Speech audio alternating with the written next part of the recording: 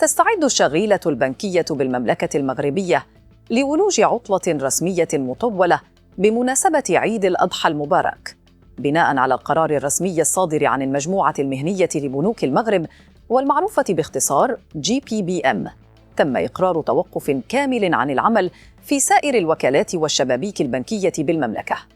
ينطلق الإغلاق الرسمي للأبواب ابتداء من يوم الأربعاء 27 ماي ويستمر يوم الخميس 28 ماي 2026. وفي خطوة هامة، أقرت المجموعة المهنية لبنوك المغرب عطلة استثنائية كاملة يوم الجمعة 29 ماي لتتصل مباشرة بعطلة نهاية الأسبوع العادية يومي السبت والأحد 30 و31 ماي.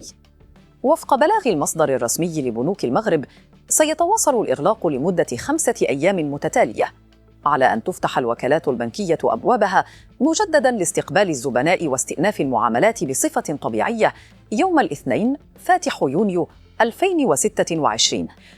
هذا وتؤكد المجموعة المهنية لبنوك المغرب التزام جميع المؤسسات بتأمين السيولة النقدية الكافية داخل الشبابيك الأوتوماتيكية طوال فترة العيد. كما تضمن البنوك استمرار تشغيل كافة التطبيقات الرقمية والمنصات الإلكترونية للتحويلات المالية عن بعد بنسبة 100% لتفادي أي ارتباك في مصالح المواطنين. نشكركم على المشاهدة وإلى اللقاء.